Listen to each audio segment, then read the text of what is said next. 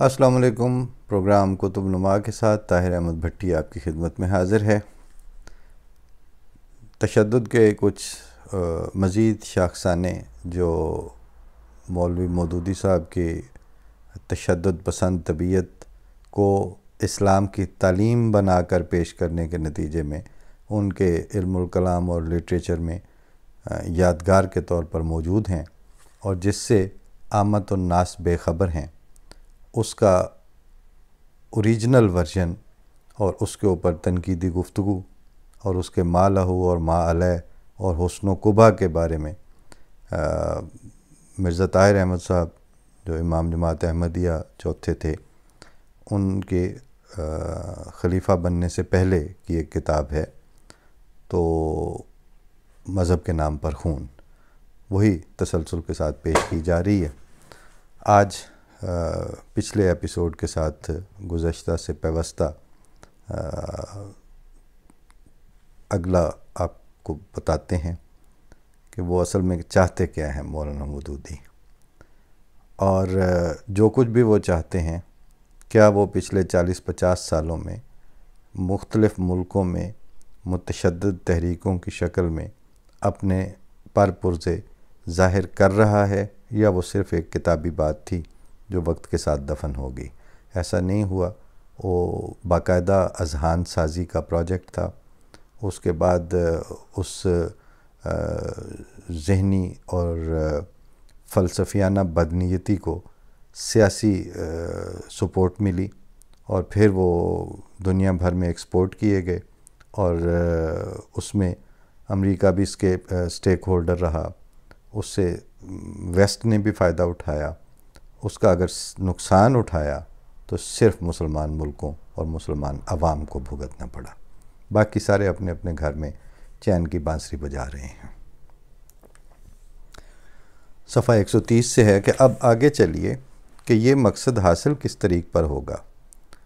تو وہ طریق یہ نظر آتا ہے کہ ایک طرف تو یہ مسلم پارٹی تمام ممالک کے باشندوں کو یہ دعوت دے گی کہ اس مسلک کو قبول کریں جس میں ان کے لیے حقیقی فلاح مضمر ہے، اور دوسری طرف اگر اس میں طاقت ہوگی تو وہ لڑ کر غیر اسلامی حکومتوں کو مٹا دے گی۔ مودودی صاحب نے یہ آپشن دیا ہے۔ تشدد اور گھٹیا بزدلی کا جو امتزاج اس آخری فقرے میں پایا جاتا ہے وہ اپنی نظیر آپ ہے۔ اگر اس میں طاقت ہوگی تو وہ لڑ کر، یا دوسرے لفظوں میں جہاں کوئی کمزور دیکھا تو اسے مار کوٹ کر منوا لے گی، اور جہاں طاقتور نظر آیا تو وہ دعوت نامہ نکال کر پیش کر دے گی۔ کمزور مظلوم سے متعلق جس پر حملہ کیا جا رہا ہو تو اس پالیسی کا تصور قابل برداشت ہے، کیونکہ اس کے اختیار ہی میں کچھ نہیں ہے کہ وہ اس حملے کو روک سکے۔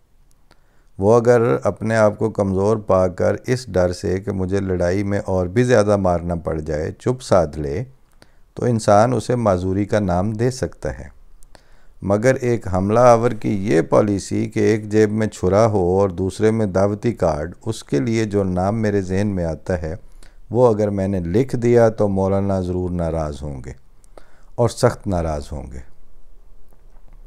مگر وہ بھی بیچارے مجبور ہیں۔ اگر عقائد بگاڑ دیے گئے ہوں اور دلائل اور اخلاق حسنہ اور قربانی اور دعا اور نصیحت اور صبر کے تمام ہتھیاروں کے ٹکڑے اڑ چکے ہوں، تو اسلام تو بہرحال کسی طرح پھیلانا ہی ہے نا۔ اچھا، یہاں اس میں بار بار مولانا مودودی صاحب کا جب ذکر آتا ہے تو وہ مولانا ہی کا لفظ استعمال ہوتا ہے، اور حضرت مرزا طاہر احمد صاحب نے وہی لفظ استعمال کیا، اور کبھی کبھی کمنٹس میں مجھے کچھ لوگ لکھ دیتے ہیں کہ ان کے لیے مولانا کا لفظ نہ بولیں۔ بات یہ ہے کہ وَلَا تَنَابَزُوا بِالْأَلْقَابِ کے تحت ہم مجبور ہیں، اور ہمیں یہی حکم ہے کہ جو ان کا شائع اور متعارف نام ہے وہی پیش کیا جائے۔ اس کے بعد آئندہ زمانے یہ طے کرتے ہیں کہ انہوں نے اپنے اس ٹائٹل کی لاج رکھی تھی یا نہیں، اور ان کی تعلیم جو انہوں نے اپنی کتابوں میں اور اپنے فلسفوں میں پیش کی ہے وہ خود اس کی تنسیخ کرے گی، but that would happen over the years اور اوور دا ڈیکیڈز۔ اس کے لیے آئندہ زمانے خود کر لیتے ہیں فیصلہ، لیکن سر دست ہمیں نام بگاڑنے کی نہ کوئی ضرورت ہے۔ انہوں نے ایک فلسفہ پیش کیا تھا، وہ فلسفہ قطعی قابل عمل نہیں تھا، وہ فلسفہ قطعاً اسلامی نہیں تھا، وہ فلسفہ کسی طرح بھی قرآن شریف اور رسول اللہ صلی اللہ علیہ وسلم کی سنت سے ڈرائیو کیا ہوا ثابت نہیں کیا جا سکتا۔ اس پہ ہم بات کر سکتے ہیں۔ وہ اپنے آپ کو کیا کہتے تھے، اور ان کا نام مولانا مودودی تھا، مولانا سید ابو الاعلیٰ مودودی، یہ سارے ان کے ٹائٹل اسی طرح قائم رہیں گے جب تک کہ زمانے آئندہ نسلوں کو بتا دیں گے کہ ان کے نام اور ٹائٹل تو یہ تھے، لیکن انہوں نے کام کچھ اور کیے تھے۔ یہ ایک میں نے ضمنی بات بتانی تھی۔ اس کے ساتھ ہی اللہ تعالیٰ نے بھی مختلف قسم کے جانور پیدا فرمائے ہیں۔ بعض پرندے ہوتے ہیں جن کے پاس صرف پیار کے گیت ہوتے ہیں اور معصوم حسن کی بے آواز دعوتیں، اور بعض درندے ہوتے ہیں جن کے پاس وحشتناک حملوں کے سوا کچھ نہیں۔ یہ امتزاج شاذ و نادر ہی دیکھنے میں آتا ہے کہ ایک ہاتھ میں تلوار ہو اور ایک میں دعوتی کارڈ۔ مجھے یاد ہے کہ ہائی کورٹ کے سامنے لارڈ لارنس کا ایک بت تھا جس کے ایک ہاتھ میں تلوار تھی اور دوسرے میں قلم،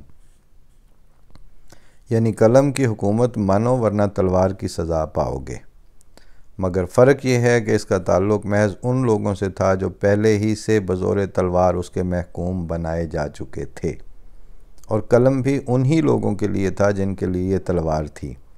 مگر ایسا عجوبہ روزگار بت ابھی بننے کو ہے جس کے ایک ہاتھ میں ایک برہنہ چمکتی ہوئی تلوار ہو، جس کے ساتھ ایک چھوٹا سا دعوتی کارڈ بھی لٹکا ہوا ہو، اور دوسرے ہاتھ میں محض ایک خوشنما مرصع دعوتی کارڈ ایک چاندی کی تشتری میں سجا ہوا ہو۔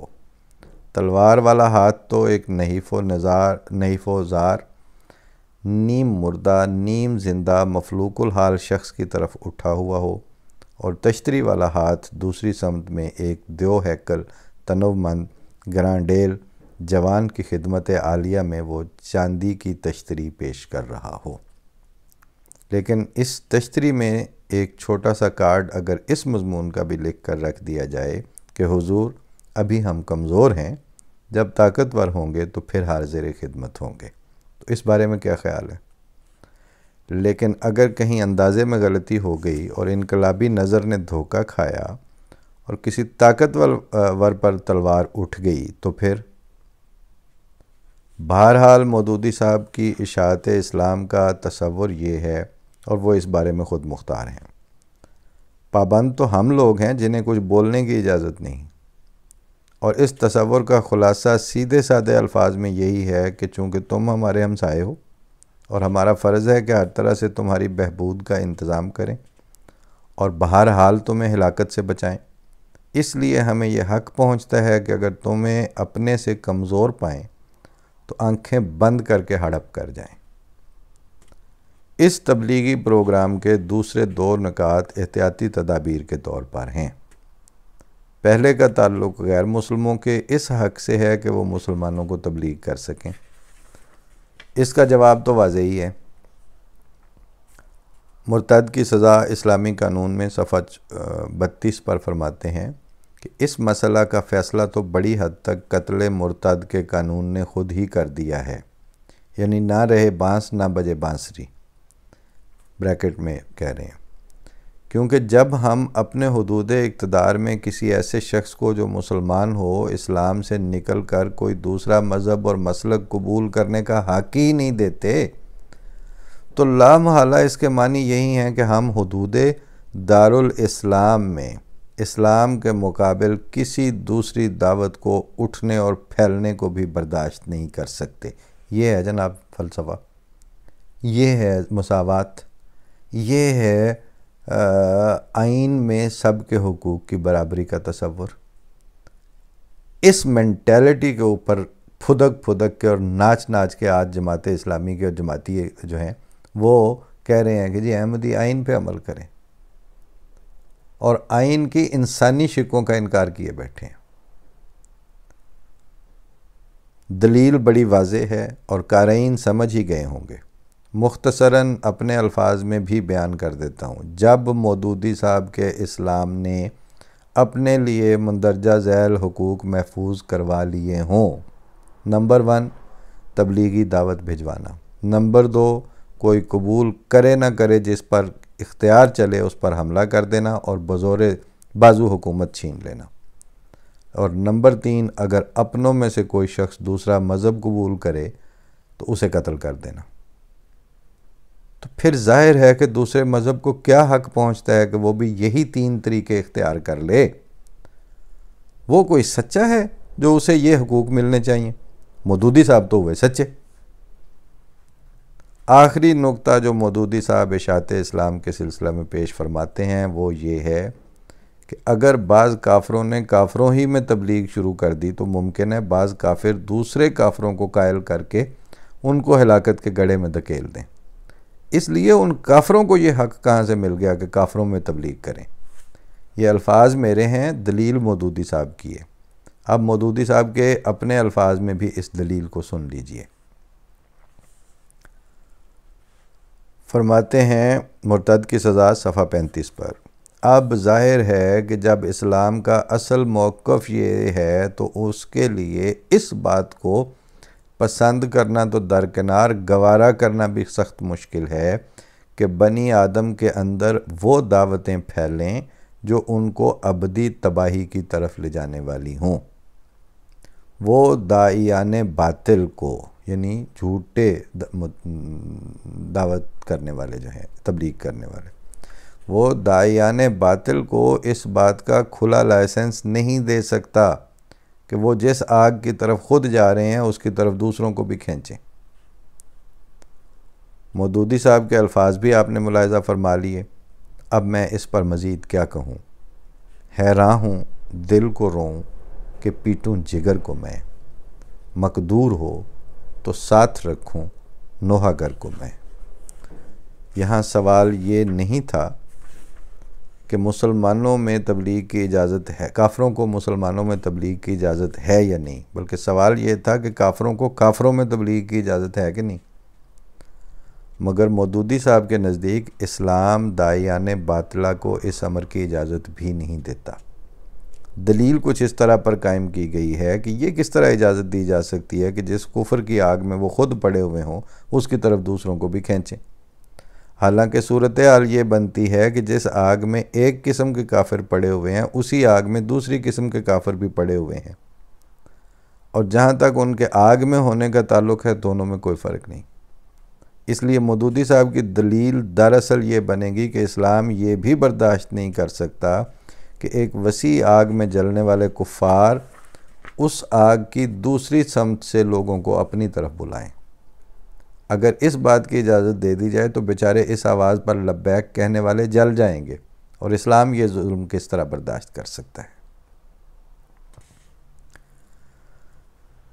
پس بنی نوع انسان کی گہری ہمدردی کا تقاضا یہ ہے کہ اول تو کچھ پچکار کر، کچھ ڈرا دھمکا کر لوگوں کو اس آگ کے ٹکڑے سے نکالنے کی کوشش کی جائے، لیکن اگر کوئی نہ مانے تو کم از کم یہ تو ضرور کیا جائے کہ لڑ کر بزور شمشیر اس خطۂ نار پر، آگ کے اس ٹکڑے پر زمین کے اقتدار حاصل کر لیا جائے، اور پھر جب اقتدار حاصل ہو جائے تو تلوار تانے ہوئے سنتری ان جلتے ہوئے کفار پر نگران کھڑے ہو جائیں، اور ایک آواز دینے والا یہ آواز دے کہ خبردار تم میں سے کوئی دوسرے کو اپنی طرف نہ بلائیں ورنہ گردن مار دی جائے گی۔ اس طریق پر تو تم سارے لوگ جل جاؤ گے۔ یہ سوچ کر بھی ہماری آنکھوں میں آنسو آ جاتے ہیں۔ اس لیے جس کروٹ پر جہاں جل رہے ہو وہیں اسی کروٹ پر جلتے رہو، ورنہ ہم مار مار کر ٹکڑے اڑا دیں گے۔ شرم نہیں آتی ہمیں دکھ دیتے ہوئے، ظالم کہیں کے؟ یہ آواز سن کر پھر کس کی مجال ہے کہ دم مارے اور جگہ تبدیل کرے؟ لیکن اگر اس حبس دوام سے سخت گھبرا کر اور عواقب سے بے خوف ہو کر کوئی آگ میں جلنے والا کافر یہ سوال کر بیٹھے کہ اے شاہ اقتدار، آپ نے ہم سے تمام آزادیاں چھین لیں اور پابند زنجیر کر دیا، محض اس لیے کہ کسی طرح ہمیں آگ کے اس خطے سے نکالیں جسے ہم آگ کا خطہ نہیں سمجھتے، اور اس سوزش کے عذاب سے بچا لیں جس کی جلن ہم خود محسوس نہیں کرتے۔ اے شاہ اقتدار، ہم اس آگ کو تو آگ نہیں سمجھتے، مگر یہ تلوار کے زور سے ہمارے ہاتھوں سے حکومتیں چھین کر اور آزادیوں کو سلب کر کے جو آگ آپ نے ہمارے سینوں میں بھڑکائی ہے وہ ہمیں جلا کر خاکستر کیے دیتی ہے۔ اس کے بدلے میں ہم نے کیا پایا؟ کیا ہم ابھی تک اسی طرح اسی خطہ نار میں موجود نہیں جس سے آپ ہمیں نکالنا چاہتے تھے؟ بس اب آپ یہاں کھڑے نظارہ کیا کر رہے ہیں؟ آگے بڑھیے، اور اگر آپ کی ہمدردی کے دعوے سچے ہیں تو یا تو ہمیں اس خطہ نار سے نکال دیجئے جو آپ کے نزدیک خطہ نار ہے، تاکہ ہمیں آزادی کے سانس نصیب ہوں، یا پھر اس آگ ہی کو ٹھنڈا کر دیجئے جو خود آپ نے ہمارے سینوں میں بھڑکائی ہے۔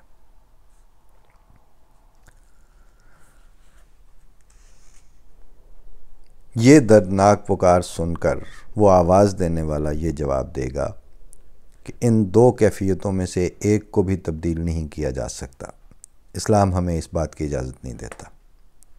کیسے؟ مرتد کی سزا صفحہ 35 پر لکھا ہے، زیادہ سے زیادہ بادل ناخواستہ وہ جس چیز کو گوارا کرتا ہے، یعنی اسلام، وہ یہ ہے کہ جو شخص خود کفر پر قائم رہنا چاہتا ہو اسے اختیار ہے کہ اپنی فلاح کے راستہ کو چھوڑ کر اپنی بربادی کے راستے پر چلتا رہے، اور یہ بھی وہ صرف اس لیے گوارا کرتا ہے کہ زبردستی کسی کے اندر ایمان اتار دینا قانون فطرت کے تحت ممکن نہیں۔ یہ جواب سن کر جو کچھ اس سوالی کے دل پر بیتے گی اس کا کچھ نہ کچھ اندازہ ہر صاحب دل انسان کر سکتا ہے۔ کیا وہ اس آتش زار کی دیواروں سے سر نہ پٹکے گا کہ جب یہ بزرگ جانتے تھے کہ زبردستی کسی کے دل میں ایمان اتار دینا قانون فطرت کے تحت ممکن نہیں، تو پھر یہ اب تک مجھ سے کیا سلوک فرماتے رہے ہیں؟ لیکن میں یہ کہتا ہوں کہ اس کافر کو اپنے آتش زار کی دیواروں سے سر پٹکنے دیجئے، اور ایک ذرا وہ بھی سن لیجئے جو یہ جواب سن کر میرے دل پر گزری ہے۔